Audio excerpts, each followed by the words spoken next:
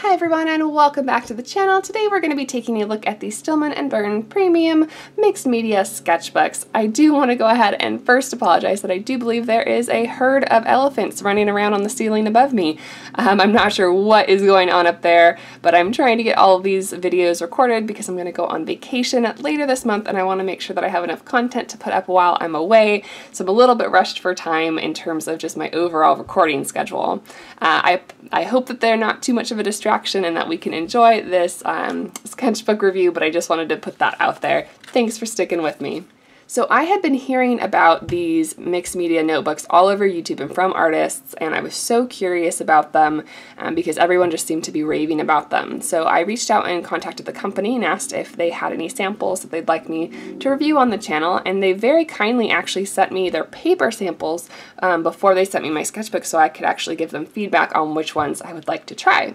Their line of sketchbooks is named after the Greek alphabet, so they've got Alpha, Beta, Gamma, Delta, Epsilon, Zeta, and their new Nova series as well. And each type of paper is either a different weight of paper, a different color, or a different surface. So they have so much for different artists. They've got ivory paper, white paper, they've got mixed media for ink and dry media, and they also have watercolor suitable papers as well. I was really impressed with the selection that they have available to offer, and I was very, very appreciative that their customer service wanted to make sure that I got the right sketchbooks that were right for what I do.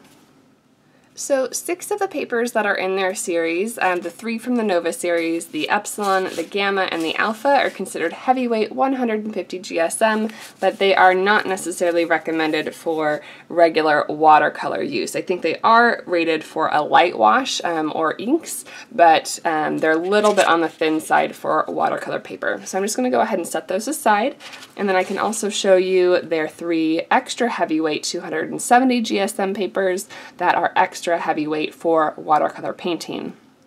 Their Beta series is equivalent to a cold press white standard paper. Their Delta series is also a cold press finish, but it's on an ivory paper. And then finally their Zeta series is their hot press variety. That's a really, really, really smooth surface. So if you prefer hot press paper or like doing inking work and things like that, that one might be a good option. The 2 that I got were the Beta and Delta series. I had never worked with ivory paper with watercolor, so I was really excited to try that out. They ended up sending me soft cover versions. They have hardcover as well. They have versions of the Beta series in a portrait layout, and then I also have the Delta series in a landscape layout to try out both versions. And something that's really, really cool about these sketchbooks that I have not seen in any other brand that I've tried is that the front cover is actually the same surface as the rest of their paper. And so you can actually paint on the inside cover, which I have not seen before, which I think is really, really cool to give you some extra coverage in your book. These sketchbooks are all bound into these little, the name is eluding me what each little section of the paper is called. I took a bookbinding class at one point, but clearly that information has left my head. But they're all bound into these little sections. The cover, or the spine, is not adhered, so it can actually open up completely flat. There's no hindering any of the movement there. And in general, I've really enjoyed working with it. So far, I've done several paintings. This one was a Paint With Me video here on the channel, and I used the front side of one of these. I can tell a bit of a difference. You can see, if you look really closely, the paper was definitely cut downward, and I have done a tiny bit of work on the back side of the paper. It does feel a little bit different to me, the 2 different sides, but I do believe I have been a little bit more sensitive to that on papers than I hear a lot of other people say, like, oh, arches is 2-sided. And yes, you can paint on both sides of arches, and it is probably the highest quality paper that I've seen for dual-sided painting. I do still find there is a difference on the back side. It doesn't handle quite the same way. So this is a swan that I was practicing my ink washes with. I wasn't super successful with the background there, but that was my fault, not the paper's fault. And then finally, my most recent Patreon tutorial was of the swan portrait, and I think it handled the washes in the water really nicely.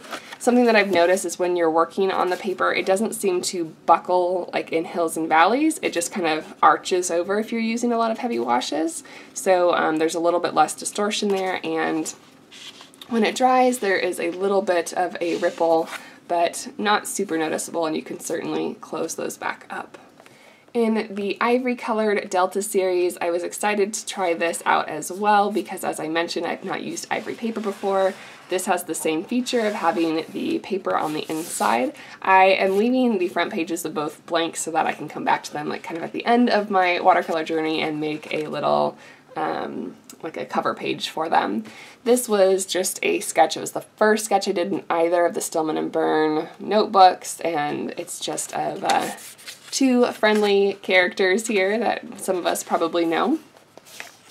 I've got my Inktober video that I did here on the channel. So this was an ink wash, and it handled this very, very well. It's beautiful. It's still mostly straight here. So in this video, I wanted to go ahead and show you how the paper in here kind of compares to some other sketchbooks as well. So I have two others that I have used that I have on hand here. Are we focusing? Camera, hello? What's happening? All right, there we go. I have the Pentallic Aqua Journal. I think that's what it's called. I have links in the description below so you guys can check all of these notebooks out. All of them are available on Amazon, and any purchases that you make through those links, of course, do help out this channel. This paper, again, we don't have the inside cover is not watercolor paper. So this is my landscape journal that I try and do landscape paintings in, and my goal is to fill this up with different kind of landscapes that I go around and see and do, and hopefully I'll get some more put in this in my vacation coming up. And I would say that this is probably like an off-white. It's not quite as white as the pure white, and it's not as ivory as the ivory, so it's kind of right in between the two. This one features a leatherette hardcover, and it has a space for a pencil up here, which I don't think I really ever use, and of course a place to mark where you are. That is one thing that these soft covers don't have, is there's no like mark. I don't think that's a big deal because you can tell where you are in your notebook based on the paper. I don't know if the hard versions have that or not. I would have to look into that. I also have a Handbook notebook, which are also fairly popular. It has this hard, like woven fabric cover, and also a band to keep it closed. This journal I use for my animal and like human study paintings. So I've got my meerkats here from when I went to the zoo. Got some sketches from the aviary that I did, kind of plein air. I was just out and working on those. I have some reptile studies. I cut out a gouache alligator and stuck that in here when I was prepping for that show that I was doing. I did a little bit of light sketching when I was at some vending events as well, just trying to practice while I didn't have much else to do. I think this journal also does a really good job at having the same textures on the front and the back of the pages, and this one has a more randomized pattern than the Pentallic one does, which is the little, like you can tell it's like a little grid. This one is more like a cold pressed finish. I think that this mixed media paper as well, and it's important to remember that this is marketed as mixed media and not necessarily watercolor, so it has some slightly different characteristics to it. So I've really been enjoying these notebooks, especially for the ink work that I've been trying to do. I mean, I know I can't do Inktober this year because I just don't have enough time for it all, but I love how this paper holds ink washes on it, and there's absolutely no bleed through onto the next page at all, so that's really, really helpful. And I've had a lot of fun using my water brushes on it to just kind of get these nice loose textures. So far I can say like I would really highly recommend these notebooks in general. They are lacking a couple of the bells and whistles that some of the other notebooks have, like the strap that goes across to close it and the little marker to show where you are, but I don't think those are really necessary. Maybe the strap to keep it closed would be helpful, but you can also use binder clips, and I know a lot of people use those anyway to keep them closed. When you are working on them like in an open face situation. This might come with just more breaking things in. Maybe I haven't been hard enough on my spine to get the pages to lay, like the opposite page kind of flops up a little bit, but for the most part they lay pretty darn flat. And I think that not having the hardcover and all of the other features that some of the other notebooks have, they're really light and you can easily shove them in a bag or a purse or whatever you need to travel with them. I am likely going to be bringing one or both of these on my vacation trip with me, so I'll get even more practice with it.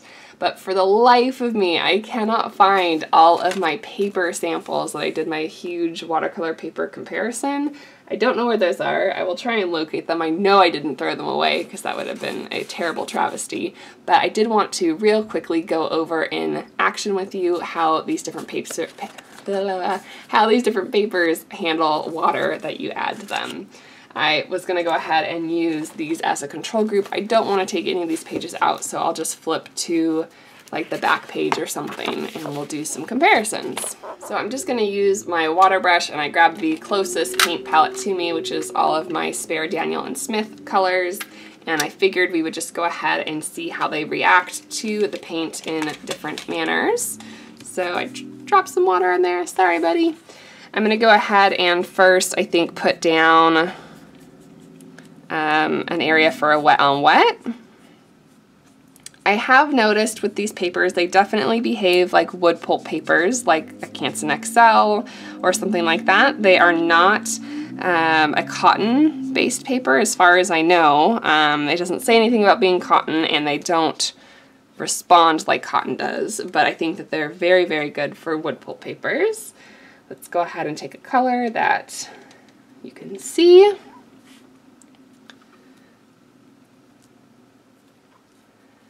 There we go. So you can see, oh, they all bleed out pretty nicely there into their little specks. So I don't know if you can see this already. These do tend to dry out really quickly. I don't know if there's any way I can show you, like there's no real shine on there anymore. So you do have to work kind of quickly, or that could also be a benefit in that if you're outside and it dries really, really quickly, you can glaze again on top of it a lot faster. I'll try and get these both on here for you.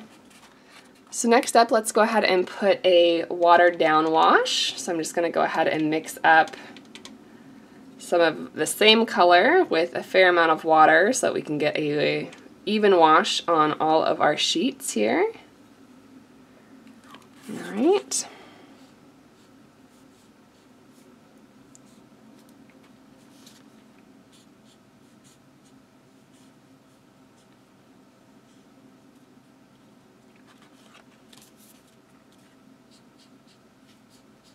This is such a pretty color. It's the Naphthalide Maroon from Daniel Smith. So you can see here already that the two cold press finishes, even though I painted them second, have kind of absorbed the water more evenly, whereas the hot press paper has a little bit of pooling. I think that's fairly typical of hot press paper, that you're going to have a little bit more unevenness. It is a little harder to work with in general. Next up, we've got more concentrated versions, so more pigmented versions of these washes. So I'm going to go ahead and make a thicker concentration. We'll go ahead and put down a nice juicy sample.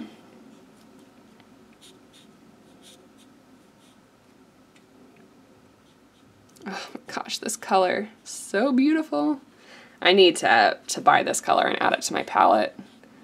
It's too gorgeous not to have. I think some dry brush strokes was what I did on the original one. It might be a little hard with a water brush, so after getting some paint here, I'm going to rinse off my water brush and go ahead and get a regular brush. I'm referencing the samples that I did on my watercolor paper comparison, just to try and get similar tests for you. And then I had my little mini paintings here with a couple different colors, so let me go ahead and prep a couple different colors for you real quick. So we're going to do like a tiny little mountain range